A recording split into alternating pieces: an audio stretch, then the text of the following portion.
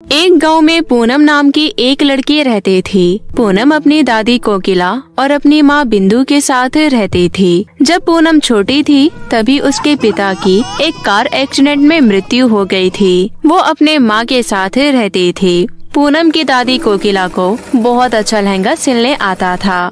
पूरे गांव के लोगों को उसकी दादी के हाथ के बने लहंगे बहुत पसंद थे। पूनम की माँ बिंदु की गांव में एक लहंगे की दुकान थी। वो दुकान बहुत चलती थी। पूनम की माँ बिंदु उसके दादी के हाथ से बने लहंगे उस दुकान पर बेचा करती थी। ऐसे ही दिन बीत रहे थे। कुछ दिनों बाद पूनम की दादी कोकिला की तबीयत बहुत खराब हो जाती है। एक दिन वो पूनम को बोली, पूनम बेटी, मेरी तबीयत बहुत खराब हो रही है। अब मेरी उम्र हो गई है। अब मुझसे लहंगा नहीं सिला जाता। तेरी माँ भी पूरा दिन दुकान संभालती है। मैं चाहती हूँ कि अब से तू भी लहंगा सिले। पर दादी, मुझे तो लहंगा सिलना नहीं आता और वैसे भी गांव के लोग तो आपके हाथ से सिले हुए लहंगे पसंद करते हैं। बेटी, तू फिक्र मत कर, मैं तुझे लहंगा सिलना सिखा दूंगी। दादी, आप जो बोलोगी मैं वो करूँगी, लेकिन क्या मैं आपके जैसे लहंगे बना पाऊंगी? अगर तुम्हारा सीखने का मन होगा तो तुम बहुत ही जल्द सीख जाओगी, और अगर मैं मर गई तो तेरे को तो सिलने पड़ेंगे ना लहंगा। दादी, आप मरने की बात मत करिए। आप मुझे छोड़कर कहीं नहीं जाओगे। और हाँ, कल से आप मुझे लहंगा सिलना सिखाना। उसके बाद आप सिर्फ आराम करना और मैं आपका सारा काम करूँगी।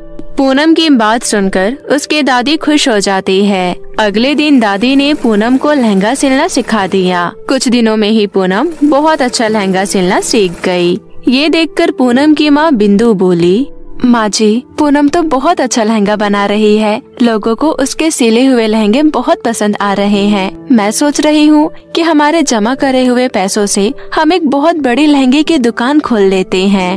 पूनम की दादी पूनम की माँ की बात मान लेती है। कुछ दिनों बाद पूनम की माँ एक बहुत बड़ी लहंगे की दुकान खोल लेती है। उन्हीं के गांव में एक जादूगरनी रहती थी। एक दिन वो पूनम की दुकान के बाहर से जा रही थी। उसने पूनम के बने हुए लहंगे देखे और मन ही मन सोचने लगी, मुझे काला जादू करने के लिए ऐसा ही लहंगा चाहिए। मैं इनको अपने जादू से डराकर एक लहंगा लेकर आती हूँ। इतना सोचकर जादूगरनी पूनम की दुकान के अंदर चली जाती है। तब दुकान में पूनम और उसकी माँ थी। दुकान में जाकर जादूगरनी बोली, मुझे ये काले रंग का लहंगा बहुत पसंद आ रहा है। मुझे जल्दी से ये लहंगा दे दो। आप पैसे देकर ये लहंगा ले जाइए। तू मुझसे पैसे मांग रही है? जानती है मैं कौन हूँ? तेरी इतनी हिम्मत कैसे हुई? आप जो भी हैं, अगर आप पैसे नहीं देंगी तो मैं आपको ये लहंगा भी नहीं दूंगी। मैंने बहुत मेहनत से सिला है ये लहंगा। लगता है तुम दोनों को मेरे बारे में पता नहीं है। मैं एक जादूगरनी हूँ। मैं अपनी जादुई शक्तियों से जो चाहे वो कर सकती हूँ। तभी पूनम की माँ जादूगरनी को दुकान से बाहर निकाल देती है। तब जादूगरनी बहुत गुस्से में आ जाती है और अपनी जादुई छड़ी निकालकर पूनम और उसकी माँ को बांध देती है। और फिर वो दुकान में से सारे लहंगे निकालकर उस दुकान में आग लगा देती है। कुछ देर बाद गांव वाले आकर उन दोनों की रस्सी खोल देते हैं। माँ, उसने हमारी दुकान को जलाकर राख कर दिया। अब हम क्या करेंगे? बेटी, अब तो हमारे पास इतने पैसे भी नहीं है कि हम दोबारा दुकान खोल सके। वो दोनों रोते हुए घर चली जाती है। ऐसे ही कुछ दिन निकल गए। कुछ दिनों बाद वो लोग बहुत ही गरीब हो गए। अचानक से एक दिन पूनम की दादी की तबीयत बहुत ज्यादा खराब हो गई। पूनम बेटी, तेरी दादी की तबीयत बहुत ज्यादा खराब हो गई है। उनके लिए दवाई लानी पड़ेगी, लेकिन मेरे पास तो दवाई खरीदने के पैसे ही नहीं हैं। माँ, आप फिक्र मत करो। आप बस दादी का ख्याल रखिए। मैं कहीं न कहीं से दादी की दवाई लेकर आ जाऊंगी। इतना कहकर पूनम वहाँ से चली जाती है, लेकिन कहीं भी किसी ने उसकी मदद नहीं करी। तब पूनम रास्ते में एक पेड़ के नीचे बैठ गई और रोने लगी। अगर मैं दवाई नहीं लेकर गई तो मेरी दादी की तबीयत और भी खराब हो जाएगी। अब मैं क्या करूं? वो ये सोचकर रोने लगी। तभी वहाँ एक परी आकर प्रकट हो गई। परी ने आकर उसके सर पर हाथ रखा और बोली, बेटी, तुम ऐसे क्यों रो रही हो? क्या हुआ है तुम्हें? अब कौन है और आप मेरे पास कैसे आए और आपके पास ही पंख कैसे हैं? क्या आप भी एक जादूगरनी हैं? नहीं बेटी, मैं एक परी हूँ। मैं परी लोक से यहाँ पर किसी को ढूंढने आई हूँ। आप किसको ढूंढने आई हो? मैं एक जादूगरनी को ढूंढने आई हूँ। मैंने उसको परीलोक में अपने कैद में रखा था और वो मेरी कैद से पृथ्वीलोक पर भाग आई है। आप जिस जादूगरनी की बात कर रही हैं, मैं उसको जानती हूँ। इतना कहकर पूनम परी को सारी बात बताती है। मुझे पता है वो लोगों को परेशान करती है। उसने तुम्हारे साथ भी बहुत गलत किया है। मैं उसको सजा दूंगी और तुम्हारी भी मदद करूंगी। तुम मेरे साथ चलो। पूनम परी के साथ जाने के लिए हाँ कर देती है। तभी परी और पूनम गांव के पीछे वाले झरने के पास पहुंच गए। वो कोई मामूली झरना नहीं था, वो एक जादुई झरना था और उस झरने में लहंगे बह रहे थे।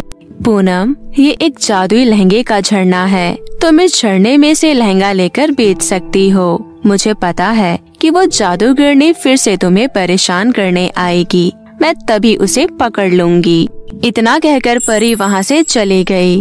पूनम तभी से वहाँ से लहंगा लेकर बेचने लगी। जब वो अपने घर से अपनी दुकान पर गई तो उसने देखा कि उसकी दुकान फिर से पहले जैसी हो गई है। उसने उस दुकान पर वो लहंगे लगा दिए। कुछ दिनों बाद जादूगरनी फिर से उसकी दुकान पर आती है। परी को ये बात पता चल गई। तभी परी वहाँ आ गई और अपनी जादुई शक्तियों की मदद से उसको कैद में ले लिया और अपने साथ परीलोक वापस ले गई। कुछ दिनों में ही उसकी दुकान फिर से चलने लगी। उसकी दादी की तबीयत भी ठीक हो चुकी थी और वो अपने घर वालों के साथ पहले जैसे हंसी खुशी रहने लगी। जादुई लहंगे का घर। कोयल अपने चाचा चाची के साथ रहती थी। जब कोयल 11 साल की थी तभी उसके माता पिता की मृत्यु हो गई थी। उसके बाद उसके चाचा चाची ने ही उसे पाल पोस कर बड़ा किया था। उसके चाचा की एक बेटी थी जिसका नाम रूही था। कोयल के चाचा चाची ने उसे एक छोटे सरकारी स्कूल में पढ़ाया था और अपनी बेटी रूही को एक बहुत बड़े स्कूल में पढ़ाया था। एक दिन कोयल की चाची रमा अपने पति मुकेश से कहती है, सुनो जी, अब हम कोयल को इतना नहीं पढ़ा सकते। 12वीं तक पढ़ा दिया है, इतना ही बहुत है। उस पर इतने पैसे खर्च करना हमारे बस की बात नहीं है। कोयल को सिलाई सिखा देते हैं। वैसे भी सिलाई का काम आजकल बहुत महंगा हो गया है। सिलाई करने आएगा उसे तो वो बहुत पैसे कमा सकती है। हमारे घर खर्च में थोड़ा हाथ बटा देगी। वैसे भी इतने सालों से हम उसे फ्री में खिला रहे हैं। हाँ, तुम सही कह रही हो। हमने यहाँ कोई अनाथ आश्रम नहीं खोल रखा है। अगर 4 पैसे कमाएगी तो हमारे घर के काम ही आएंगे ना। लेकिन हम अपनी बेटी को अच्छे कॉलेज में ही पढ़ाएंगे। तभी वहाँ कोयल आती है और कहती है, चाचा जी, मैंने 12वीं अच्छे नंबरों से पास कर ली है। अब आप मेरा किसी अच्छे कॉलेज में एडमिशन करवा दीजिए। ओहो, बड़ी है कॉलेज वाली। मैंने तेरा सिलाई सेंटर में नाम लिखवा दिया है। चुपचाप कल से सिलाई सीखने चली जाना। ठीक है चाची जी, आप जैसा कहेंगी मैं वैसा ही करूँगी। अगले दिन से कोयल सिलाई सेंटर जाने लगती है। ऐसे ही बहुत दिन बीत जाते हैं और कोयल अपनी चाची के पास जाती है। चाची जी, अब तो मेरा सिलाई का कोर्स भी पूरा हो गया है। अब आप मुझे एक सिलाई मशीन दिला दीजिए। शाम होते ही उसकी चाची उसके लिए सिलाई मशीन लेकर आ जाती है। वहीं दूसरी तरफ उसका चाचा रूही का अच्छे कॉलेज में एडमिशन करवा देता है। लेकिन रूही पढ़ने में बिल्कुल होशियार नहीं थी और सारा दिन कॉलेज के आवारा लड़के और लड़कियों के साथ घूमती रहती थी। कोयल घर का काम करके अपनी दुकान पर चली जाती थी और कपड़े सिलने लग जाती है। कोयल के चाची और रूही किसी भी काम को हाथ नहीं लगाते थे। एक दिन रमा कहती है, देख, तू जितना भी पैसा कमाती है सब लाकर मुझे देगी। अगर तूने अपने पास कुछ भी पैसा रखा तो मैं तुझे बहुत मारूंगी। ठीक है चाची जी, मेरे पास जितना पैसा होगा मैं सब आपको दे दूंगी। दिन भर में कोयल को जो भी कमाई होती थी वो शाम को अपनी चाची को दे देती थी। कोयल बहुत ही दयालु स्वभाव की थी, इसलिए उसके पास कोई भी गरीब कपड़े सिलवाने आता तो वो बहुत कम पैसे में सिल देती थी। एक दिन एक गरीब लड़की उसके पास कपड़े सिलवाने आती है और कहती है, बहन, क्या तुम मेरी कपड़े सिल दोगे? लेकिन मेरे पास तुम्हें देने के लिए पैसे नहीं हैं। कुछ दिनों बाद मेरी शादी है और मैं बहुत गरीब हूँ।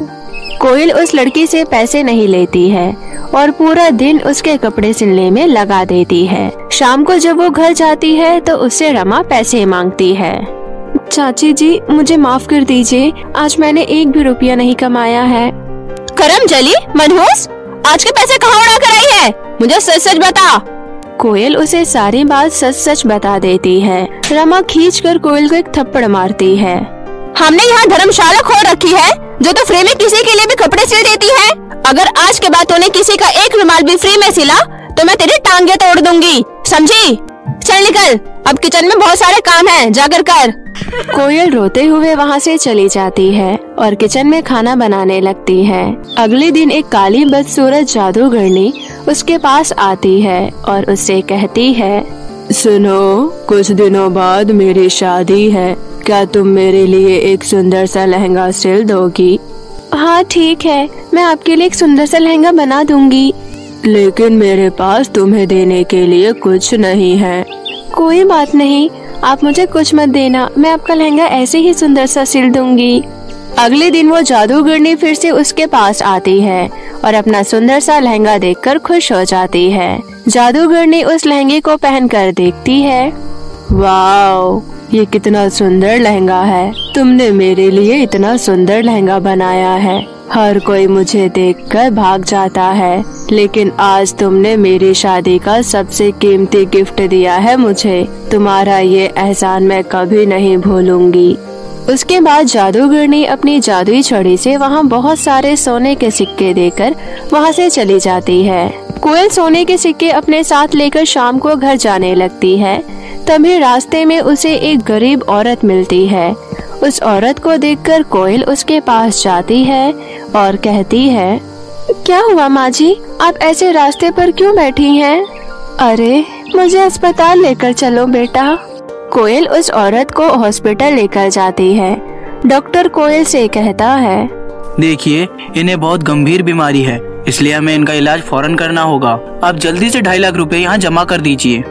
उसके बाद डॉक्टर वहाँ से चला जाता है और कोयल अपने सोने के सिक्के हॉस्पिटल के काउंटर पर जाकर दे देती है। डॉक्टर उस गरीब औरत का ऑपरेशन करने लगते हैं और कुछ देर बाद ऑपरेशन हो जाता है।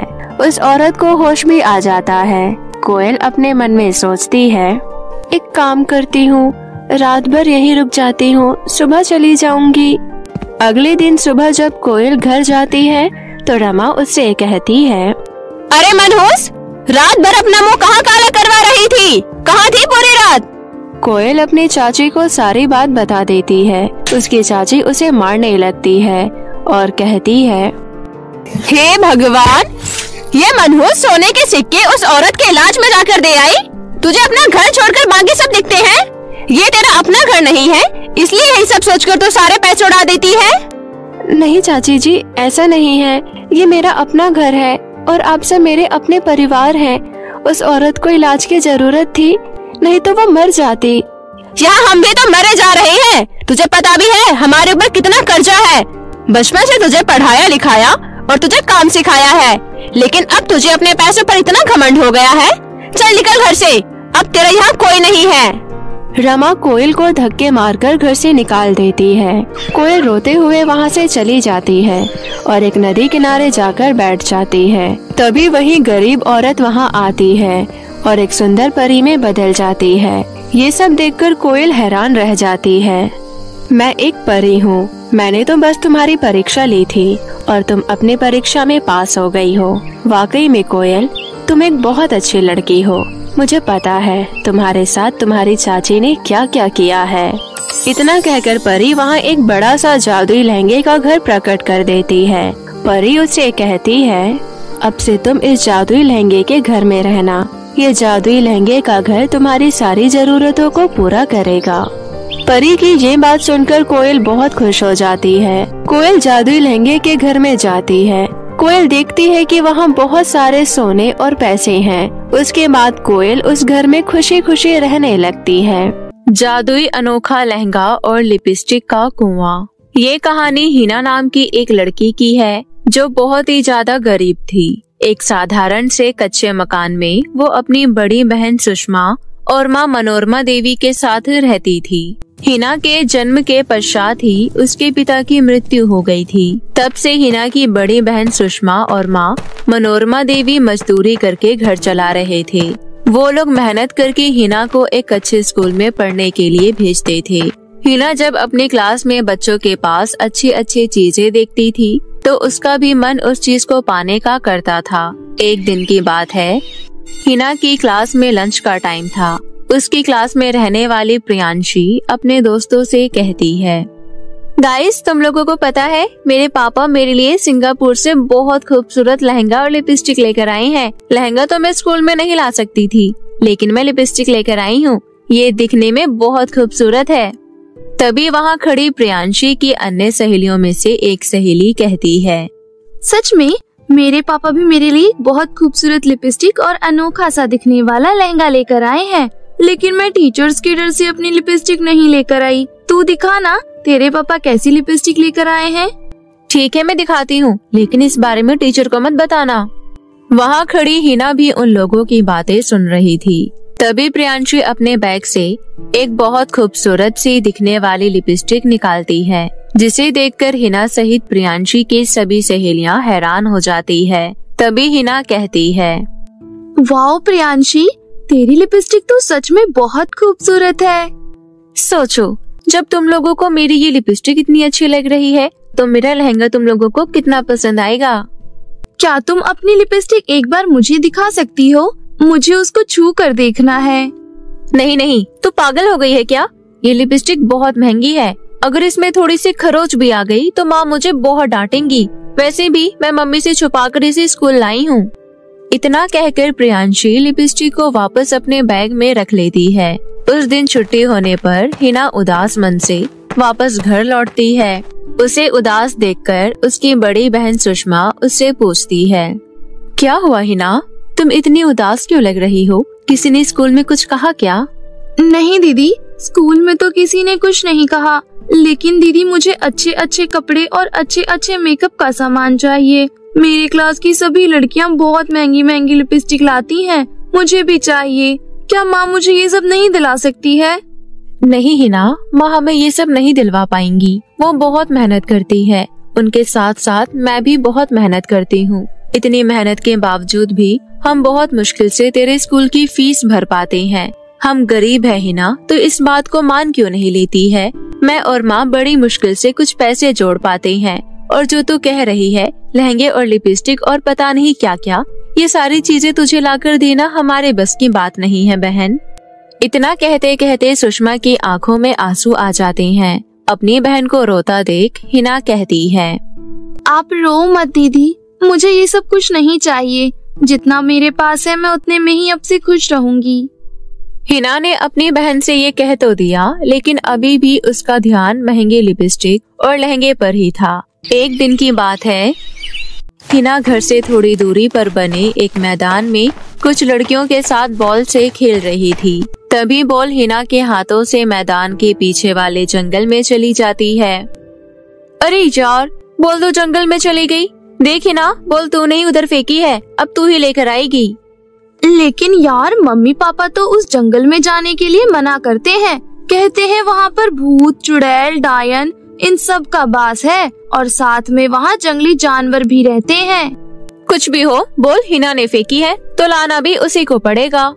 कोई बात नहीं, तुम लोग चिंता मत करो, मैं बॉल ले आऊंगी। लेकिन तुम लोग जंगल के बाहर खड़े होकर मेरा इंतजार करना, प्लीज मुझे छोड़कर मत जाना।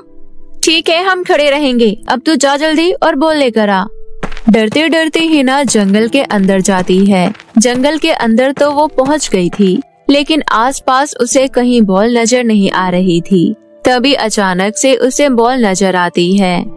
अरे वो रही बॉल, जल्दी से लेकर बाहर चली जाती हूँ। हिना झट से बॉल उठा लेती है। तभी साथ वाले कुएं से हिना को एक आवाज आती है, बचाओ, कोई है क्या यहाँ? मुझे बचाओ। अरे ये आवाज कहाँ से आ रही है? लगता है ये आवाज कुएं के अंदर से आ रही है। कोई बचाओ मुझे, इस कुएं से बाहर निकालो, कोई मेरी मदद करो। हिना काफी डर जाती है और बॉल लेकर फटाफट जंगल से बाहर भाग जाती है। खेल खत्म करके हिना वापस घर तो आ जाती है, लेकिन उसका ध्यान अभी भी जंगल वाले उस कुएं की तरफ ही था। अगली सुबह हिना ने अपनी बड़ी बहन और माँ से कहा, मम्मी, दीदी, कल जब मैं अपने दोस्तों के साथ खेल रही थी तब गलती से मुझसे बॉल जंगल में जा गिरी और जब मैं बॉल लेने गई तो वहाँ पर एक बहुत पुराना कुआं था। उस कुएं में से किसी की आवाज आ रही थी, पता नहीं वो आवाज किसकी थी। इस तरह हिना जंगल में बीती घटना अपनी माँ और बहन को बताती है। हिना की बातें सुनकर सुषमा अपनी माँ से कहती है, माँ, अगर हिना की बातों में जरा सी भी सच्चाई है तो हमें जंगल में जाकर देखना चाहिए। क्या पता किसी की जान खतरे में हो, कोई कुएं के अंदर से मदद मांगने की कोशिश कर रहा हो। ठीक है बेटा, अगर तुम कहती हो तो हम दोनों हिना के साथ चलकर देखते हैं। हिना की माँ और बहन उसके साथ जंगल में उसी कुएं के पास पहुँचती है। वहाँ पहुँचने पर उन्हें सच में एक पुराना सा कुआं दिखाई देता है। अचानक उन्हें भी कुएं के अंदर से वही आवाज सुनाई देने लगती है, कोई है, मुझे बचाओ, प्लीज मुझे बचा लो, मैं यहाँ पर फंस गई हूँ, मुझे बचाओ। अरे, कुएं के अंदर से तो सच में आवाज आ रही है, क्या करे? इतना कहकर सुषमा जोर से आवाज लगाती है, कौन है कुएं के अंदर और तुम्हें हमसे कैसी मदद चाहिए?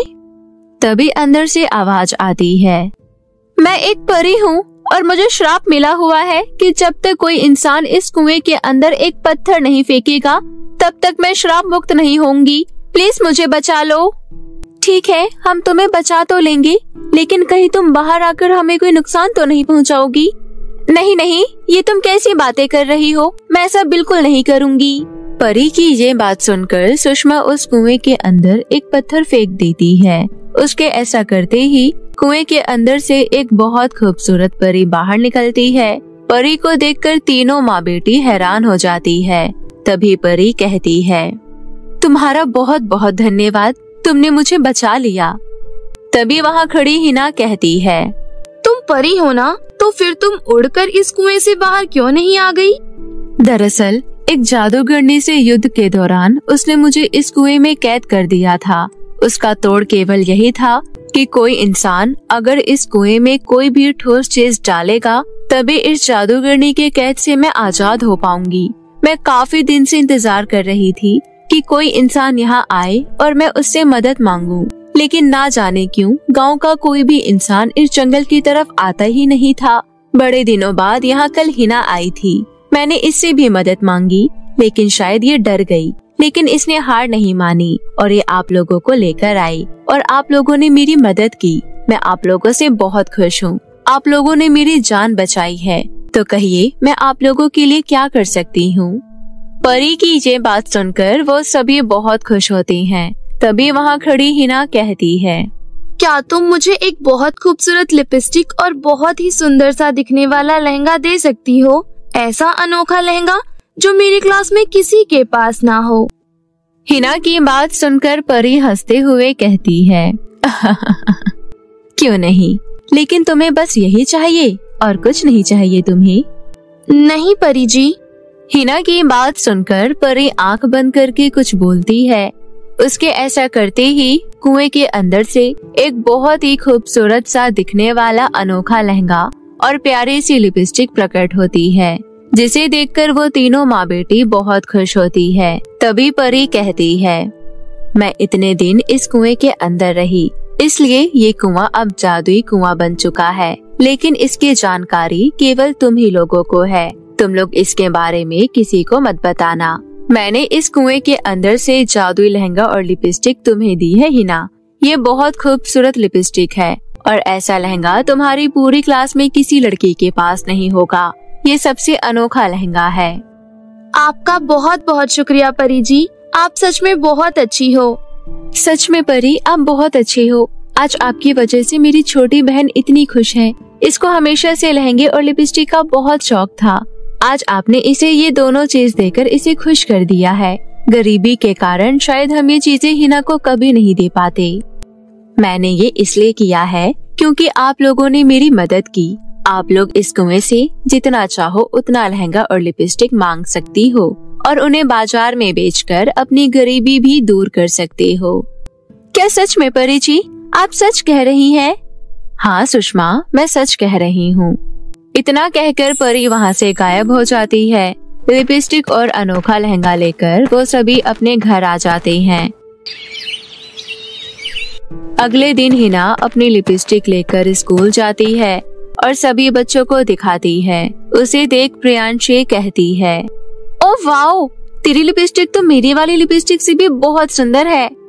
मेरे पास बहुत खूबसूरत लहंगा भी है। शायद वैसा लहंगा हमारी क्लास में किसी के पास नहीं होगा। वो बहुत ही अनोखा लहंगा है। अरे वाह, देख हम दोनों के पास बहुत महंगी महंगी चीजें हैं। हम दोनों दोस्त बन जाते हैं, ठीक है? अब हिना और प्रियांशी बहुत अच्छी सहेलियां बन चुकी थी। हिना खुशी खुशी घर जाती है। तब सुषमा कहती है, क्या बात है हिना, आज तो बहुत खुश लग रही है। हाँ दीदी, जादुई कुएं की लिपस्टिक और लहंगे की वजह से मेरे साथ सब कुछ अच्छा हो रहा है। प्रियांशी, जो मुझे अपनी चीजें छूने भी नहीं देती थी, वो मेरी बहुत पक्की सहेली बन चुकी है। अरे वाह, ये तो बहुत अच्छी बात है।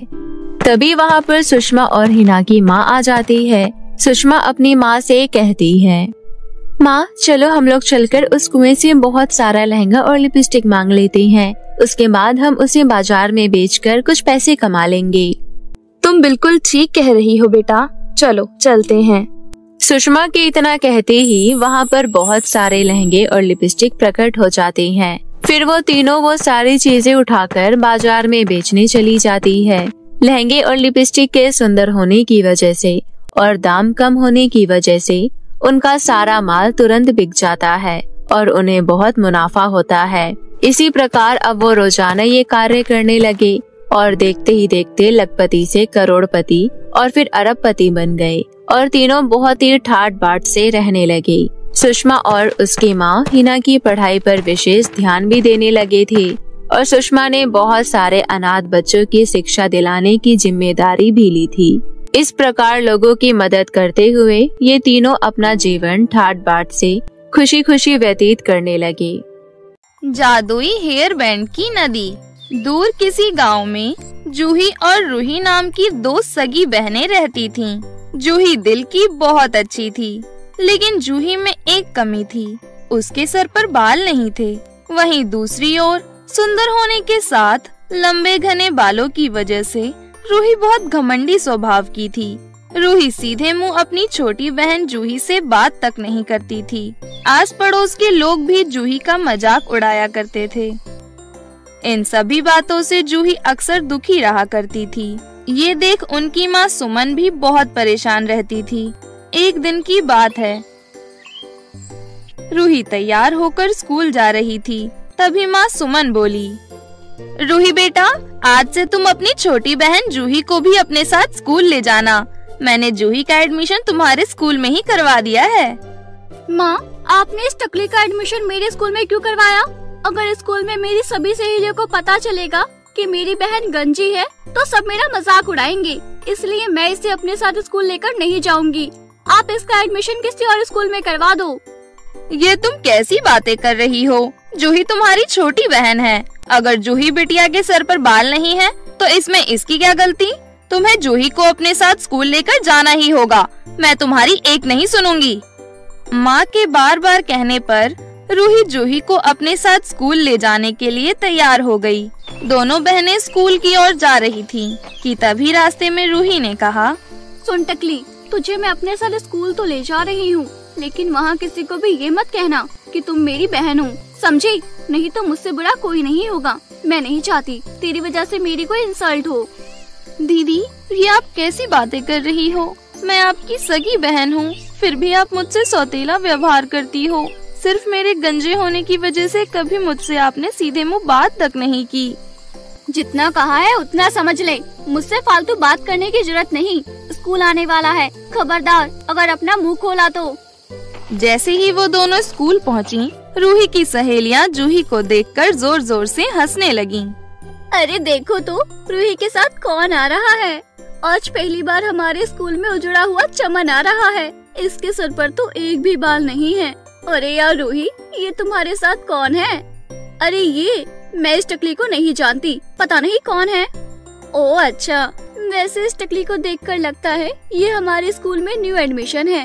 खैर ये जो कोई भी हो, इसके गंजे सिर पर तबला बजाने का मन कर रहा है। चलो टीना और काजल इसके गंजे सिर पर तबला बजाते हैं, बहुत मजा आएगा। ये कहते हुए रूही की सहेलियां जूही के सर पर जोर जोर से मारने लगीं। तुम मेरे सर पर इस तरह क्यों मार रहे हो? मुझे बहुत दर्द हो रहा है, मुझे मत मारो वरना मैं तुम सबकी शिकायत प्रिंसिपल से कर दूंगी। जूही की ये बात सुन रूही की सभी सहेलियां वहाँ से भाग गईं। फिर स्कूल की छुट्टी हो जाने के बाद रास्ते में घर की ओर जाते समय जूही ने रोते हुए रूही से कहा, दीदी आपकी सहेलियों ने मेरा कितना मजाक उड़ाया है, मुझे मारा भी, लेकिन आप चुपचाप खड़ी खड़ी तमाशा देख रही थी। उन्हें कुछ क्यों नहीं कहा? सिर्फ इसलिए कि आपकी मेरी वजह से इंसल्ट ना हो जाए। अगर कोई तेरा मजाक उड़ाए तो इसमें मैं क्या करूं? तू है इसी लायक। मैं बीच में आकर अपना इंसल्ट नहीं करवाना चाहती, समझी तू? दोनों बहनें रास्ते में बहस करते हुए जब घर पहुंची, तब उनकी माँ सुमन उनसे बोली, अरे तुम दोनों आ गई स्कूल से। शाम को दोनों अच्छे से तैयार हो जाना, हमें कमला आंटी के बेटे के बर्थडे पार्टी में जाना है। माँ, पर हमारे साथ इस उजड़ा चमन को ले जाना जरूरी है क्या? अगर हम इसे पार्टी में लेकर गए तो हमारी वहाँ बहुत इंसल्ट होगी। माँ, दीदी सही बोल रही हैं। मैं बर्थडे पार्टी में जाकर क्या करूँगी? वहाँ सभी मेरे गंजेपन का मजाक उड़ाएंगे। उन सब की बातें सुनकर मुझे बहुत बुरा लगेगा, इसलिए मैं घर पर ही रहूँगी। आप दोनों पार्टी में चले जाओ। अरे वाह, मुझे लगा तेरे टकले सन में दिमाग नहीं होगा, पर तूने आज बड़ी समझदारी की बात कही। अच्छा हुआ समय रहते तुझे अकल आ गई। रूही, तुम्हें मैंने कितनी बार समझाया है, लेकिन तुम्हें मेरी बात समझ नहीं आती। आखिर जूही तुम्हारी छोटी बहन है, दुश्मन नहीं जो तुम उसे भला बुरा कहती रहती हो। रूही अपनी माँ की बात सुन गुस्से से अपने कमरे में चली गई। वहीं जूही बहुत उदास थी। वो कुछ देर के लिए घर से बाहर कुछ दूरी पर एक पेड़ के नीचे बैठकर रोने लगी। भगवान जी, मेरे सर पर बाल क्यों नहीं है? मेरे गंजे होने की वजह से सभी मेरा कितना मजाक उड़ाते हैं। कोई मुझसे दोस्ती भी नहीं करना चाहता, ना ही मैं किसी पार्टी या किसी फंक्शन में जा सकती हूँ। क्या मैं सारी जिंदगी अकेले ही बिताऊंगी? क्या मेरा सभी इसी तरह मजाक उड़ाते रहेंगे? क्या मुझे खुश रहने का हक नहीं है? ये कहते हुए जूही रोई जा रही थी कि तभी जूही को किसी की आवाज सुनाई दी। बेटी रो मत, चुप हो जाओ। आवाज सुन जूही यहाँ वहाँ देखने लगी, पर उसे कोई दिखाई नहीं दिया। अरे यहाँ तो कोई नहीं दिखाई दे रहा, फिर ये आवाज कहाँ से आ रही है? तभी जूही को फिर से एक आवाज सुनाई दी। मैं पेड़ बोल रहा हूँ। भला पेड़ कैसे बोल सकता है? क्योंकि मैं एक जादुई पेड़ हूँ। अच्छा ये बताओ, तुम रो क्यों रही थी? पेड़ के पूछने पर जूही ने उसे अपनी आप बीती सुनाई। सारी बात सुनकर पेड़ ने जूही से कहा, तुम्हारी इस समस्या का समाधान है मेरे पास। यहाँ से दूर जंगल में एक जादुई हेयरबैंड की नदी है, तुम वहाँ जाओ। जादुई हेयरबैंड की नदी तुम्हारी मदद अवश्य करेगी, लेकिन तुम्हें शाम ढलने से पहले वहाँ पहुँचना होगा। जादुई नदी अपना जादुई हेयरबैंड सिर्फ नेक और अच्छे इंसान को देती है। तुम्हें इस मौके का फायदा उठाना चाहिए। जादुई पेड़ की बात सुन जूही मन ही मन बहुत खुश हुई और पेड़ का धन्यवाद कर जंगल की ओर जाने लगी। जंगल में कुछ दूर चलकर रास्ते में जूही को एक बूढ़ी औरत मिली। वो जूही से बोली, बेटी क्या तुम मेरी मदद कर सकती हो? तुम मुझे कुछ सूखी लकड़ियाँ लाकर दे सकती हो? खाना बनाने के लिए घर पर लकड़ियाँ खत्म हो गई हैं। हाँ क्यों नहीं अम्मा, आप बस यहीं 5 मिनट रुकिए, मैं अभी आपके लिए सूखी लकड़ियाँ लेकर आती हूँ। इतना कहकर जूही जंगल में सूखी लकड़ियाँ इकट्ठा करने लगी। कुछ ही देर में जूही ढेर सारी लकड़ियाँ लाकर बूढ़ी अम्मा को देते हुए बोली, ये लीजिए अम्मा आपकी सूखी लकड़ियाँ, अब आप घर जाकर खाना बना लीजिए। पर बेटी मैं बहुत कमजोर हूँ, मैं इतनी सारी लकड़ियाँ नहीं ले जा पाऊंगी। क्या तुम इन सारी लकड़ियों को मेरे घर पहुँचा सकती हो? ठीक है अम्मा, चलिए। ये कहते हुए जूही ने लकड़ियों का गट्ठर सर पर उठाया और बूढ़ी अम्मा के साथ उनके घर की ओर चल पड़ी। ऐसे ही काफी समय बीत गया, शाम होने ही वाली थी। अच्छा अम्मा, अब मैं चलती हूँ, आप अपना ख्याल रखना। ठीक है बेटी, भगवान तुम्हारा भला करे। बूढ़ी अम्मा से विदा लेकर जूही दौड़ते हुए नदी की ओर जाने लगी। शाम होने वाली है, मुझे जल्दी से नदी के पास पहुंचना होगा।